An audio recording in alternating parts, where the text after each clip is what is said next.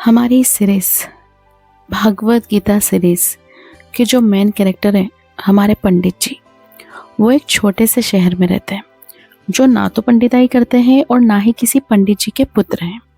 फिर भी पूरा शहर और अब तो इंटरनेट की बदौलत जाने कहाँ कहाँ के लोग उन्हें पंडित जी के नाम से ही जानते हैं। उनका असली नाम तो ब्रजभूषण है।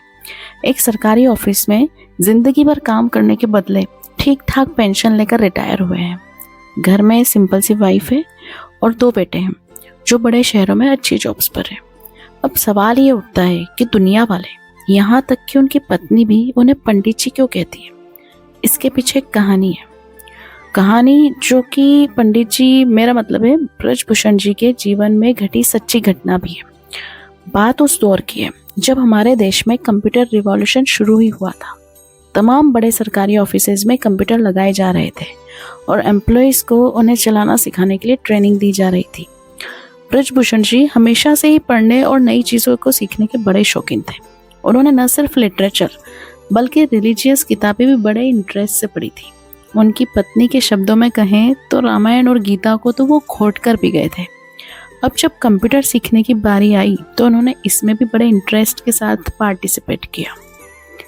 टीम कहीं बाहर से आई थी। 4 जवान लड़के जो शायद अभी अभी पढ़ाई पूरी करके निकले थे, इन्हें सिखा रहे थे। इस टीम में एक लड़का था जो बहुत कूल और काम नेचर का था।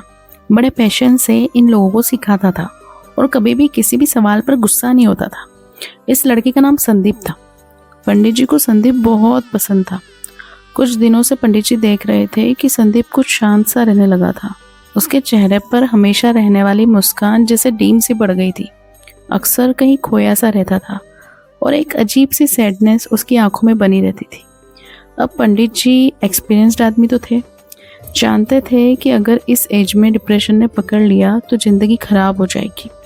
इसलिए उन्होंने संदीप से बात करने की सोची और एक दिन उसे अपने घर पर डिनर पर बुलाया और खाना खाने के बाद पंडित जी उसे साथ लेकर वॉक पर निकल गए और फिर बातों बातों में उसकी परेशानी का कारण पूछा, जिसे पहले तो वो टालता रहा, लेकिन फिर उसने अपनी परेशानी का रीज़न बता ही दिया। दरअसल पिछले 5 सालों से संदीप किसी बड़े कॉम्पिटिटिव एग्ज़ाम की तैयारी कर रहा था और लगातार मेहनत के बाद भी तीसरी बार उसे फेलियर ही मिला, जिसने उसकी हिम्मत पूरी तरीके से तोड़ दी थी। उसे लगने लगा था कि उसकी ज़िंदगी के 5 साल तो यूं ही वेस्ट हो गए और अब उसका कोई फ्यूचर नहीं होगा। इतनी मेहनत के बाद मिले फेलियर ने उसे चौथे और आखिरी मौके के लिए भी मायूस कर दिया था। वो अब आगे एग्ज़ाम्स की तैयारी नहीं करना चाह रहा था और कहीं ना कहीं अपनी फेलियर के लिए खुद को ही गिल्टी माने जा रहा था, यानी दोषी ठहरा रहा था। शायद उसकी मेहनत में ही कहीं कमी रह गई थी, ऐसा उसे लग रहा था।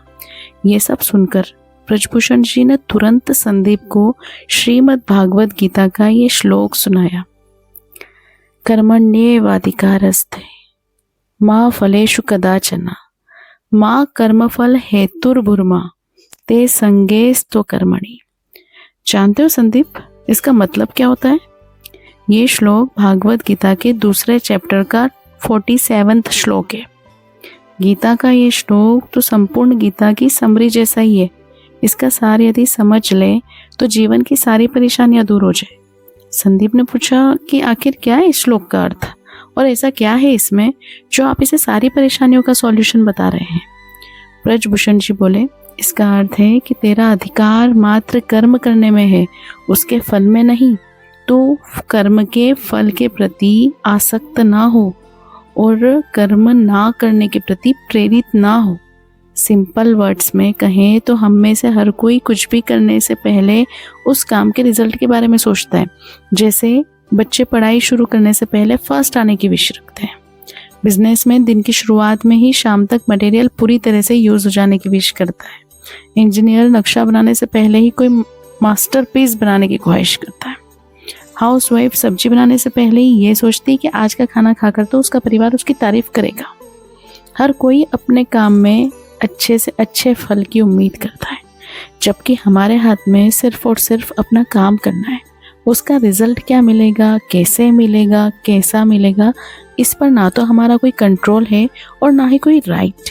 ये सुनकर संदीप ने कहा कि यदि हम रिजल्ट की इच्छा ही नहीं रखेंगे तो उस काम के लिए मोटिवेशन क्या रह जाएगा।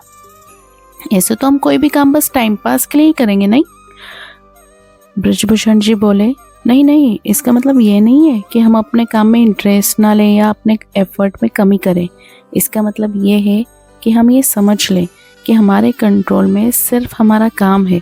उदाहरण के लिए एक बच्चे का काम पूरे साल भर अच्छे से पढ़ाई करना है, लेकिन परीक्षा का रिजल्ट और भी कई बातों पर डिपेंड करता है, जैसे कि कई बार कॉपी चेक करने वाले के ऊपर भी डिपेंड करता है। ऐसे में यदि नंबर उस बच्चे के एक्सपेक्टेशन से कम आ जाते हैं तो उसे ना तो अपनी एबिलिटी पर शक करना है और ना ही आगे मेहनत करने में कोई कमी करनी है। हमें हर हाल में अपना बेस्ट देना है। उसके बाद क्या होता है ये ईश्वर पर छोड़ देना है। किसान जब खेत में बीज बोता है, रात रात जागकर फसल का ध्यान रखता है, तब वो अपना काम कर रहा है। लेकिन अगर सूखा पड़ जाए या उसकी फसल को कोई बीमारी लग जाए, तब किसान को अपने आप को इसकी वजह नहीं समझना चाहिए, क्योंकि ये बात उसके कंट्रोल में ही नहीं थी। जीवन में बहुत कुछ ऐसा है जिस पर हमारा कोई वश नहीं है, बस कार्य करना ही हमारे वश में रह जाता है और उसमें हमें कोई कमी नहीं करनी चाहिए। जब हम इस बात को समझ लेंगे तो जीवन की छोटी बड़ी बातों में हौसला नहीं हारेंगे, खुद पर विश्वास रखेंगे तो हम हमेशा अपना सर्वश्रेष्ठ देने के लिए तैयार रहेंगे। ब्रजभूषण जी की बातों ने संदीप पर जादू जैसा असर किया। उसने मन ही मन एक बार फिर जोर लगाकर परीक्षा की तैयारी करने का फैसला कर लिया था। कुछ दिन बाद जब ब्रजभूषण जी के ऑफिस में ट्रेनिंग पूरी हुई और सिखाने वाली टीम को विदा किया जा रहा था, तब संदीप ने सभी को इकट्ठा किया और कहा कि हम सबको हमेशा कुछ न कुछ सीखने के लिए हमेशा तैयार रहना चाहिए। टीचर कहीं भी किसी भी रूप में मिल सकते हैं और हो सकता है कोई ऐसा टीचर मिल जाए जो लाइफ के लिए अपना एटीट्यूड ही बदल दे।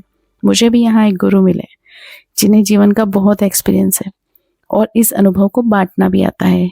ये गुरु है ब्रजभूषण जी, जिन्हें मैं आज से पंडित जी कहकर पुकारूंगा, क्योंकि पंडित का अर्थ होता है ज्ञानी, ज्ञान देने वाला।